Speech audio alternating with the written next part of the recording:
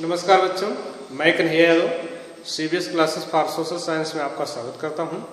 आज की वीडियो के अंतर्गत हम लोग कक्षा 9 के सामाजिक विज्ञान में भूगोल खंड के अंतर्गत 6वें लेसन जिसका नाम है जनसंख्या के भाग 1 का अध्ययन करेंगे, यानी कि जनसंख्या चैप्टर की शुरुआत करेंगे। तो आइए शुरू करते हैं। सर्वप्रथम लेसन का परिचय, थोड़ा लेसन के बारे में, लेसन के शीर्षक के बारे में थोड़ी सी जानकारी हो जाए। जैसा कि लेसन के शीर्षक का नाम है जनसंख्या। अब प्रश्न उठता है कि भूगोल का अध्ययन करते समय जनसंख्या का अध्ययन करना क्यों जरूरी है।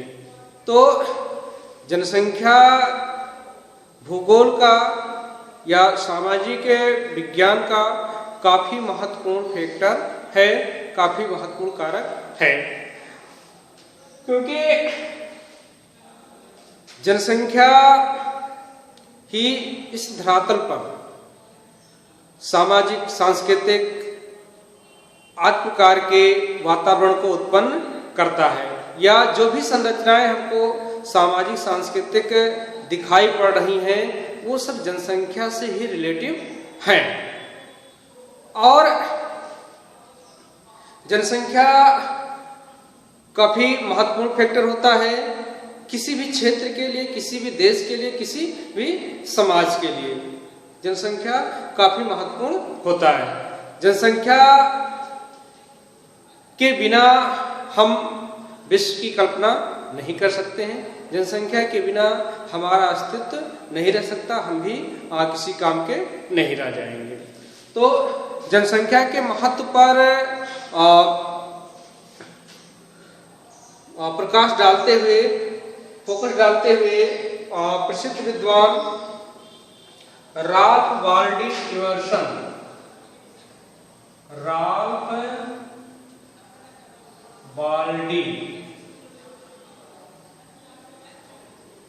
इमर्सन ये विद्वान हैं। इन्होंने जनसंख्या के महत्व पर प्रकाश डाला है, या जनसंख्या को काफी महत्वपूर्ण माना है किसी भी देश समाज के लिए। इन्होंने जनसंख्या के महत्व पर फोकस करते हुए क्या कहा है, जनसंख्या के महत्व में इन्होंने क्या बातें कही हैं, वो बातें इस प्रकार हैं। इन्होंने कहा है कि स्वर्ण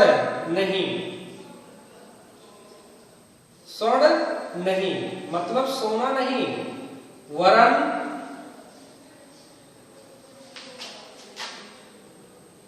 कोई राष्ट्र उसके स्त्रियों यौन पुरुषों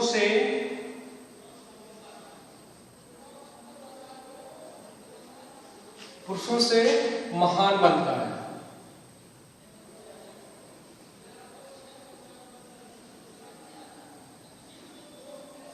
इसका मतलब यह है कि भाई आप जानते हैं कि सोना काफी कीमती है। इसके अलावा और भी तमाम कीमती धातुएं हैं, तमाम कीमती खनिज हैं, जिनके लिए आज विश्व पटल पर, विश्व जगत में मारामारी पड़ी हुई है। हर कोई ज्यादा से ज्यादा संसाधनों को या खनिजों को अपने पास ज्यादा से ज्यादा मात्रा में जुटाना चाहता है, जैसे सोने, चांदी, पेट्रोलियम, कोयला आदि अधिक से अधिक मात्रा में अपने पास रखना चाहता है, क्योंकि आज ये सब जो है उसके आर्थिक समृद्धि के प्रतीक समझे जाते हैं, पर ऐसा नहीं है। इन्होंने कहा कि सोने, चांदी या और जो विभिन्न कीमती वस्तुएं एवं खनिज हैं उससे कोई देश महान नहीं बनता है। फिर देश किससे महान बनता है? देश जो महान बनता है वहां पर जो निवास करने वाले लोग हैं, और लोगों में कौन होते हैं? स्त्रियों, पुरुष। कोई देश, कोई समाज महान कैसे बनता है? सोने से नहीं, मतलब सोने, चांदी या और कीमती वस्तुएं जो होते हैं उससे कोई देश महान नहीं बनता, बल्कि वहां पर निवास करने वाले स्त्रियों एवं पुरुषों से वो देश, वो समाज महान बनता है। ये सत्य भी है, क्योंकि आप खुद सोच सकते हैं कि पृथ्वी की उत्पत्ति से लेकर के ही या कुछ समय बाद से लेकर के या यूं कहे कि आज के 400-500 साल पहले, 600-700 साल पहले या 1000 साल पहले क्या इस पृथ्वी पर सोने, चांदी, पेट्रोलियम, कोयला, लोहा, अभ्रक, क्या ये सब धातुएं नहीं थी? ये सब खनिज नहीं थे। लेकिन क्या वो आज जैसे इंपॉर्टेंट थे, आज जैसे महत्वपूर्ण थे, आज जैसे कीमती थे? नहीं। फिर क्या हुआ कि ये सब इतने महत्वपूर्ण बन गए? सोना, चांदी, लोहा, कोयला, अभ्रक, तांबा, जो भी विभिन्न कीमती खनिजे हैं, धातुएं हैं, वो आज कैसे कीमती हो गई? उनका महत्व कैसे हो गया? तो उनका महत्व जो हुआ वह इनकी वजह से, स्त्रियों एवं पुरुषों की वजह से, यानी कि जनसंख्या की वजह से, लोगों की वजह से। क्योंकि मानव ने या वहां के लोगों ने अपनी बुद्धि विवेक से उनके उपयोग करने के तरीके खोजे, इसलिए वही चीजें यानी कि लोहा, कोयला, अभ्रक, सोना, चांदी, तांबा जो भी हम कह लें, इनके उपयोग के तरीके खोजे और इनकी उपयोगिता को खोजा। किसने? मानव ने, लोगों ने। तभी ये सब संसाधन में कन्वर्ट हो पाए या इतने कीमती, इतने महत्वपूर्ण बन पाए, अन्यथा ये सब बेकार थे। और वर्तमान समय में ऐसे बहुत सी वस्तुएं हैं, ऐसे बहुत से खनिज हैं जिनका आज कोई कीमत नहीं है। लेकिन हो सकता है कि आने वाले समय में मानो देश समाज के लोग उस वस्तु की उपयोगिता का पता लगाएं, उसके उपयोग करने के तरीकों को खोजें, तो वो वस्तुएं भी कीमती बन सकती हैं। तो इस प्रकार देखा जाए तो सोना, चांदी, ये सब चीजें कीमती नहीं है। इससे कोई देश महान नहीं बन सकता है। अगर महान बन सकता है तो वह उसके स्त्रियों एवं पुरुषों से, यानी कि उसके लोगों से। इसका सीधा साधा एग्जाम्पल जो है वो क्या है? जापान है। जापान में इन प्राकृतिक संसाधनों की कमी है, लेकिन जापान का जो मानव संसाधन है या जापान के जो लोग हैं वो काफी अच्छे हैं, काफी बुद्धिमान है, काफी कार्यक्षमता वाले हैं, काफी निष्ठावान है। इसलिए जापान जो है आज दुनिया में एक विकसित राष्ट्र के रूप में स्थापित हो पाया है। तो ये कुछ लाइनें रही जनसंख्या के महत्व पर या जनसंख्या पर। अब प्रश्न उठता है कि जनसंख्या किसे कहते हैं? भाई ये कुछ जानकारी है कि जनसंख्या का अध्ययन हम क्यों करें, जनसंख्या क्यों महत्वपूर्ण होती है किसी देश समाज के लिए? तो ये सब जानकारी उससे संबंधित रही। अब हम लोग शुरू करेंगे कि जनसंख्या किसे कहते हैं, पॉपुलेशन किसे कहते हैं, व्हाट इज कॉल्ड पॉपुलेशन। जनसंख्या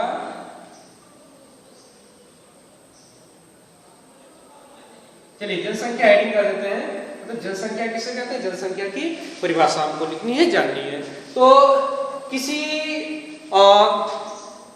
क्षेत्र विशेष में, वो क्षेत्र विशेष आपका गांव, आपका जिला, आपका राज्य, आपका देश, प्रदेश, विश्व, कुछ भी हो सकता है। तो किसी क्षेत्र विशेष में निवास करने वाले लोगों की संख्या उस क्षेत्र विशेष की जनसंख्या कहलाती है। क्या कहलाती है? जनसंख्या। अब किसी क्षेत्र की जनसंख्या की क्या स्थिति है, जनसंख्या घट रही है, जनसंख्या बढ़ रही है, जनसंख्या की सामाजिक, आर्थिक, शैक्षिक आदि सब स्थिति कैसी है, इसके बारे में हमको जानकारी किससे लगती है या इन सब के बारे में हमको जानकारी किससे प्राप्त होती है? तो इन सब के बारे में हमको जो जानकारी प्राप्त होती है वो है जनगणना। क्या है? जनगणना। यानी कि किसी क्षेत्र विशेष में निवास करने वाले व्यक्तियों की गिनती क्या कहलाती है? जनगणना कहलाती है। अब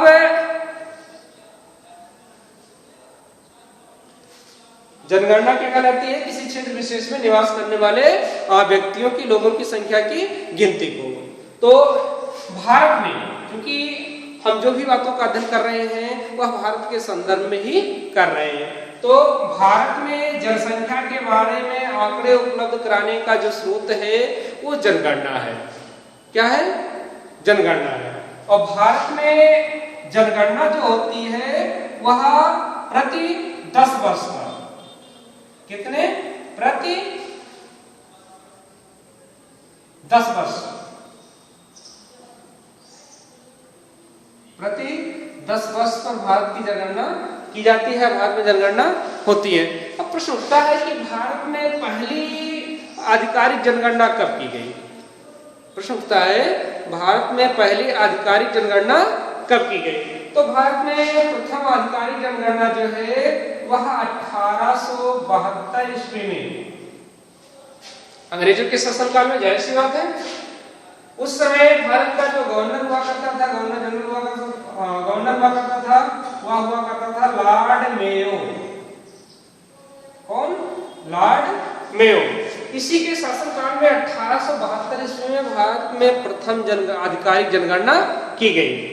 इसके बाद में अब आपके मन में यह प्रश्न उठ सकता है कि भारत में 10 वर्ष जनगणना होती है, और अभी आप किताब का अध्ययन किए होंगे तो 2011 के आंकड़े देखे होंगे कि 2011 के आंकड़ों के अनुसार भारत का जनसंख्या घनत्व, भारत की जनसंख्या, ये सब आपकी किताब में दे रखा है। तो आपके मन में प्रश्न उठेगा कि ये 2011 कैसे है? अगली जनगणना जो है आप सुन भी रहे होंगे कि अगली जनगणना जो 2021 में होनी है, जनगणना की रिपोर्ट जो है 2021 में आनी है। तो यहाँ पर लास्ट में 2 आना चाहिए, क्योंकि पहली जनगणना जो हुई है वो 72 में हुई है। तो ये बीच में 1 साल का 2 साल का गैप वैसे हुआ, देखिए वो ऐसे हुआ। इसके अकॉर्डिंग तो प्रति 10 वर्ष अगर जोड़ा जाए तो यहाँ पर 82 हो जाएगा, फिर 92 हो जाएगा, कि लास्ट में 2 ही आएगा, यानी कि यहाँ 12 आना चाहिए, यहाँ 22 आना चाहिए, पर ऐसा नहीं, 21 आ रहा है, 11 आ रहा है। तो ऐसा क्यों है? तो बताया कि ऐसा हुआ कि पहली जनगणना जो हुई वह 1872 में हुई। उसके बाद दूसरी जो जनगणना हुई वह 10 वर्ष के अंतराल पे ना होकर के दूसरी जनगणना जो हुई वह 9 वर्ष के ही अंतराल पर हुई।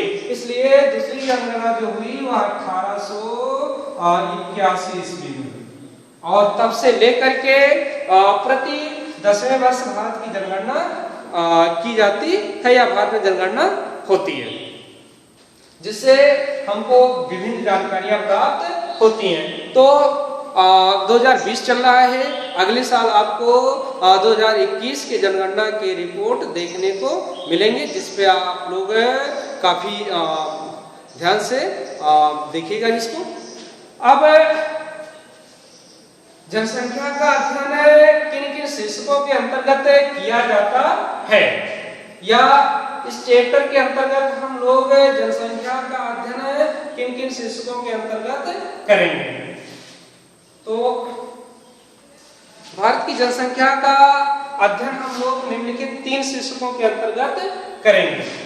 एक लाइन बिना हेडिंग के ही लिखेंगे कि भारत की जनसंख्या का अध्ययन हम लोग निम्नलिखित 3 शीर्षकों के अंतर्गत करेंगे, जिसमें पहला शीर्षक है जनसंख्या का आकार एवं वितरण, population shaped and there distribution. जनसंख्या आकार एवं उसका वितरण या वितरण। दूसरा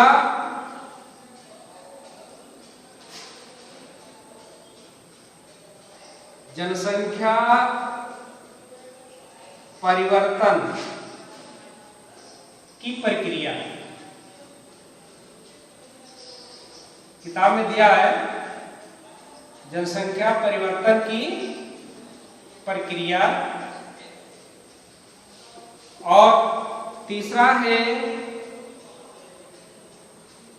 जनसंख्या के गुण या विशेषताएं। जनसंख्या के गुण या विशेषताएं। इन्हीं 3 शीर्षकों के अंतर्गत हम लोग भारत की जनसंख्या का अध्ययन करेंगे। और इसे हम लोग कर ले, थोड़ा सा चेंजिंग करना है। जनसंख्या वृद्धि एवं परिवर्तन की प्रक्रिया। जनसंख्या वृद्धि एवं परिवर्तन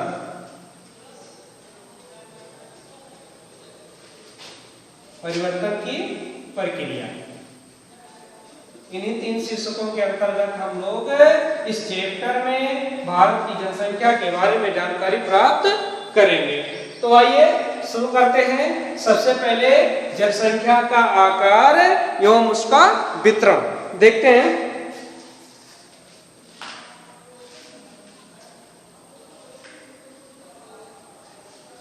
जनसंख्या का आकार एवं उसका वितरण। देखिए सबसे पहले आकार को देखते हैं कि भारत की जो जनसंख्या है वह अधिक है कि कम है, बड़ी है, छोटी है, कैसी क्या है, इसके बारे में हम लोग पहले जानकारी प्राप्त करते हैं। तो सन 2011 की जनगणना के अनुसार या सन 2011 की जनगणना रिपोर्ट के अनुसार भारत की जो जनसंख्या थी वह 121.06। हालांकि अलग अलग किताबों में अलग अलग है, इस दशमलव के बाद जो है अलग अलग आंकड़े मिलते हैं, कहीं पे 04, 08 ये सब आंकड़े मिलते हैं। तो दशमलव के इधर के बाद के आंकड़े 121 करोड़ में मायने नहीं रखते हैं। हम नियर अबाउट का लगभग मान सकते हैं कि भारत की जनसंख्या जो है 2011 की जनगणना के अनुसार 121 करोड़ यानी कि 1 अरब 21 करोड़ थी।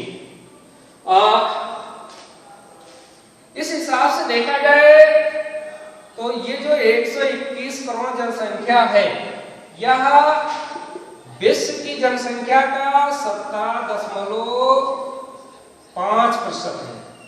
कितना है? 17.5% है। यानी कि हर छठवां व्यक्ति, कितना? हर छठवां व्यक्ति जो है भारतीय है।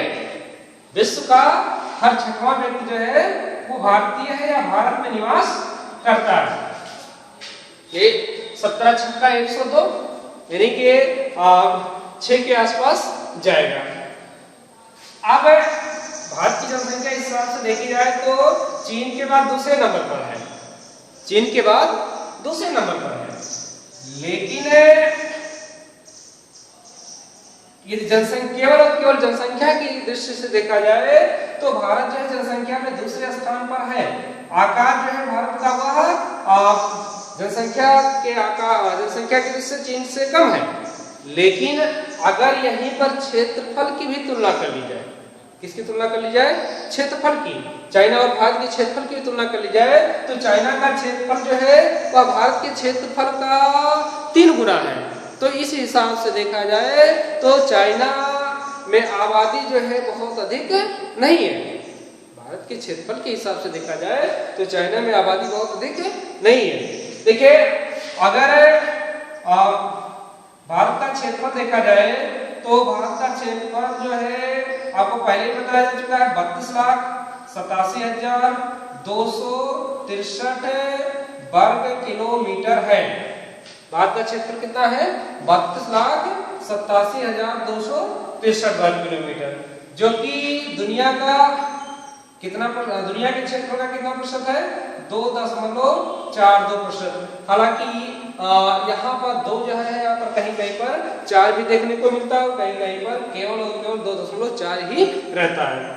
तो इस हिसाब से देखा जाए तो और देखिए क्षेत्रफल के हिसाब से देखा जाए तो भारत जो है विश्व का 7वां सबसे बड़ा देश है। इसको आप लोग पहले चैप्टर में पढ़ चुके हैं।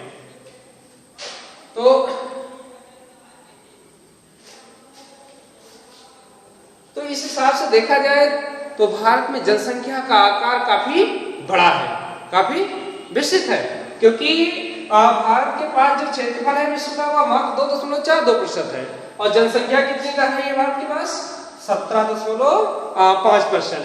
अगर इसी को पाई चार्ट के माध्यम से दिखाया जाए, आपकी किताब में पाई चार्ट के माध्यम से इस आंकड़े को दिखा रखा है, आप भी चाहे तो बना लें। और बनाने के लिए आप करेंगे क्या कि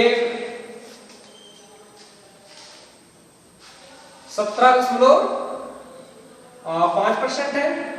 अब क्योंकि विश्व की जितनी जनसंख्या है उसको 100% मान लिया जाए। कितना मान लिया जाए? 100% मान लिया जाए। और 100% क्योंकि एक सर्किल में, एक वृत्त में कितने अंश के कोण होते हैं? 60, 360 अंश के। तो 1% को दिखाने के लिए, क्योंकि अब मैं तो पढ़ाया नहीं जा रहा है, लेकिन आपको हम बता दे रहे हैं कि क्योंकि 100% को दिखाया जाता है 360 अंशों के द्वारा, इसलिए 1% को दिखाया जाएगा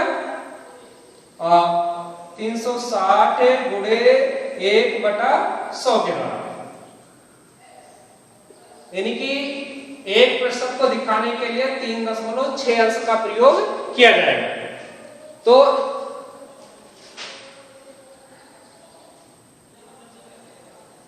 3.6 अंश का प्रयोग किया जाएगा। यानी कि भारत की जनसंख्या को दिखाने के लिए, और चूंकि भारत की जनसंख्या कितनी है? 17.5% है, यानी कि इसमें 3.6 से गुणा कर देंगे। कितना अंश आ जाएगा? 5 के 30 और 7 42, 3 45 के 5 हासिल 4, और उसके बाद में 1 6 6 4 10। इसके बाद में फिर चलिए हम इसे नहीं करें, सीधे 17 तिया 51 लगभग 50 अंश से अधिक आ जाएगा यहां पर। ठीक है, आप लोग इसके अकॉर्डिंग, फार्मूले के अकॉर्डिंग पाई चार्ट को बना सकते हैं। ये तो जनसंख्या का रहा। अब अगर विश्व के क्षेत्रफल का देखा जाए तो मात्र 2.42% ही तो भारत के पास है, यानी कि 2.4 अंश ही दिखाया जा सकता है। तो इस हिसाब से देखा जाए तो भारत में जनसंख्या का आकार काफी बड़ा है। अब इसके बाद हम लोग वितरण को देखते हैं। किसको देखते हैं? वितरण को। तो जनसंख्या जो है भारत में 121 करोड़ रह रही है, ये सभी भागों में एक समान रूप से नहीं रह रही है। चाहे राज्य वाइज देखा जाए, चाहे क्षेत्र वाइज देखा जाए, चाहे कुल जनसंख्या के हिसाब से देखा जाए, चाहे जनसंख्या घनत्व के हिसाब से देखा जाए, तो ये भारत में सर्वत्र एक समान नहीं है। अलग अलग भागों में अलग अलग आंकड़े देखने को मिलते हैं। तो जनसंख्या का वितरण का अध्ययन करते समय हम वितरण को 2 आधारों पर देख सकते हैं। पहला आधार जो है वह कुल जनसंख्या के आधार पे और कुल क्षेत्रफल के आधार पे। कुल जनसंख्या और राज्यों की कुल क्षेत्रफल के आधार पे।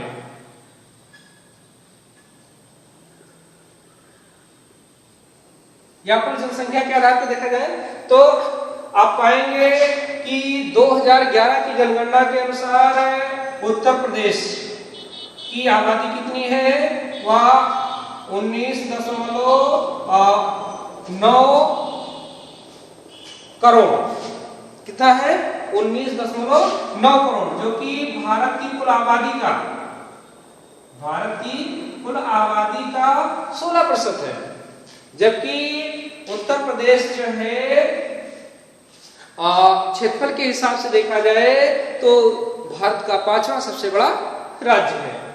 तो इस हिसाब से देखा जाए तो उत्तर प्रदेश का क्षेत्रफल कम है, जबकि वहां पर जनसंख्या घनत्व टोटल जनसंख्या जो है वो अधिक है।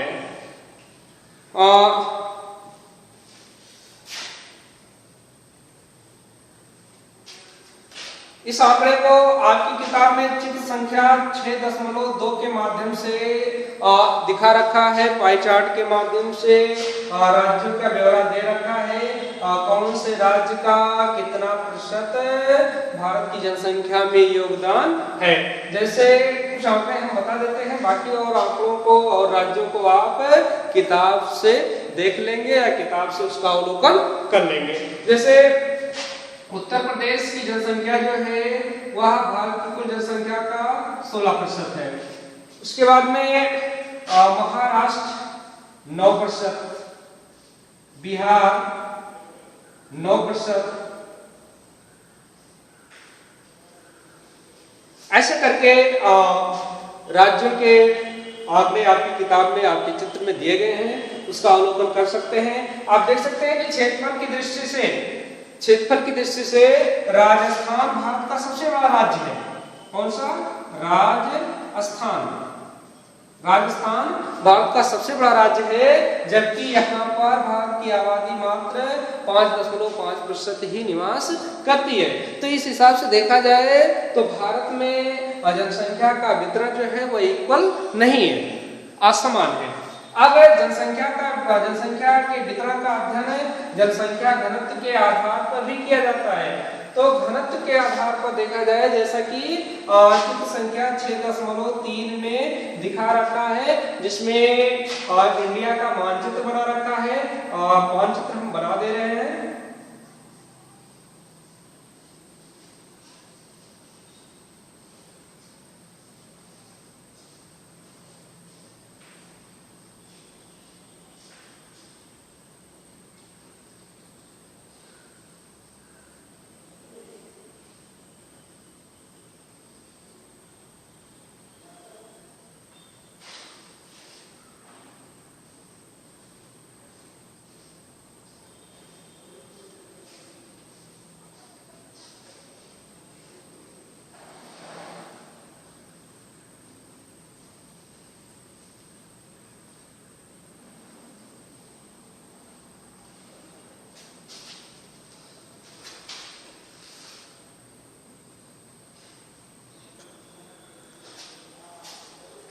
देखिए, जनसंख्या घनत्व के आधार पर जनसंख्या का वितरण, जो कि आपकी किताब में चित्र संख्या 6.3 के माध्यम से दिखा रखा है।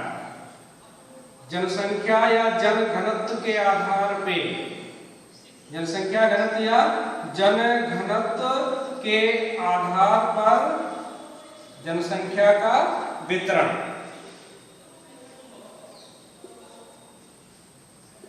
जनसंख्या का वितरण, तो इसके हिसाब से भी देखा जाए, जनसंख्या घनत्व के आधार पर भी देखा जाए। जनसंख्या घनत्व किसे कहते हैं? तो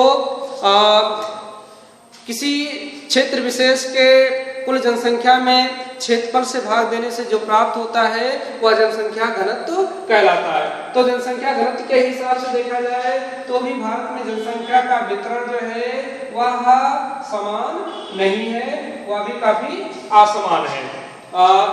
देखा जाए तो सबसे अधिक जनसंख्या घनत्व जो है वह बिहार का है। इसके अकॉर्डिंग 2011 की जनगणना के अनुसार बिहार का जनघनत्व जो है वह भारत में सबसे अधिक है, और बिहार का जनघनत्व कितना है? 1102 व्यक्ति प्रति वर्ग किलोमीटर। दूसरे नंबर पर जो है पश्चिम बंगाल है, ऐसे ही करके और अन्य राज्यों का नंबर आता है। और सबसे कम जनसंख्या घनत्व जो है वह है अरुणाचल प्रदेश का। किसका? अरुणाचल प्रदेश का, जिसका जनसंख्या घनत्व जो है वह 17 व्यक्ति प्रति वर्ग किलोमीटर है। तो जनसंख्या घनत्व के आधार पर भी भारत को कई भागों में डिवाइड किया जा सकता है, कई भागों में बांटा जा सकता है। यह आपकी सुविधा के अनुसार आप चाहे जितने भागों में जो भी बेस बनाना चाहें, जो भी आधार बनाना चाहें बना सकते हैं। हम यहाँ जो आधार बना रहे हैं, जो बेस बना रहे हैं, आपकी किताब के अकॉर्डिंग, आपके किताब में चित्र बना रखा है उसके अकॉर्डिंग देखा जाए तो 250 से कम जनसंख्या घनत्व वाले क्षेत्र या राज्य, 250 से कम घनत्व। तो इसमें कौन कौन से राज्य भारत के आते हैं जहां पर 250 से कम जनसंख्या घनत्व पाया जाता है?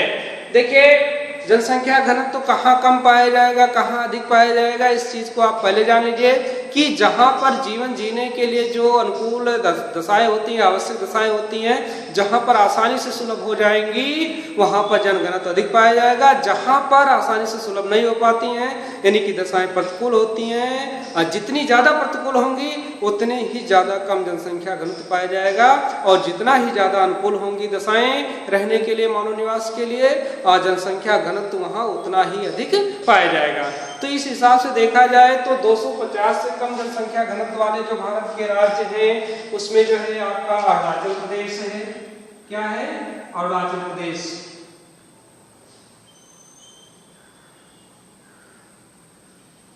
अरुणाचल प्रदेश।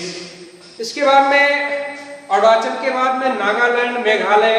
आप किताब में देख लीजिएगा कि चित्र में आपके दिखा रखा है, आप आवाज को सुन करके इसके आगे नोट कर लेंगे कि 250 से कम जनसंख्या घनत्व वाले राज्य कौन कौन से हैं। तो अरुणाचल प्रदेश, नागालैंड, मेघालय, मिजोरम, मणिपुर और राजस्थान, मध्य प्रदेश, छत्तीसगढ़ आदि राज्य इसके अंतर्गत आते हैं, जहां पर 250 से कम जनसंख्या घनत्व पाया जाता है। इसके बाद में 251 से 500 तक, 251 से 500 तक जन घनत्व जिन राज्यों में पाया जाता है उन राज्यों को आप देख लीजिएगा मैप के अनुसार, चित्र के अनुसार। उसमें जो है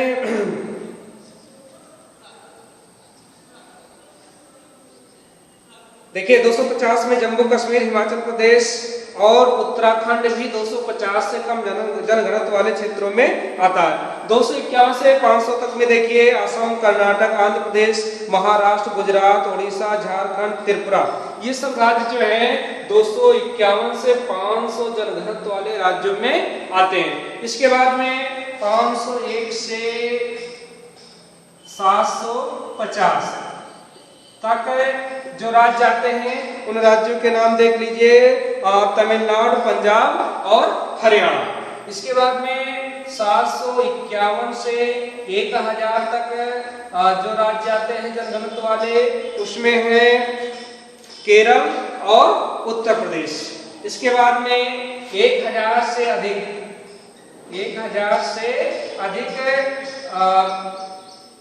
जनघनत्व वाले जो राज्य आते हैं उसमें दो राज्य हैं जिनका जिक्र आप पहले ही हो चुका है, पश्चिम बंगाल और बिहार।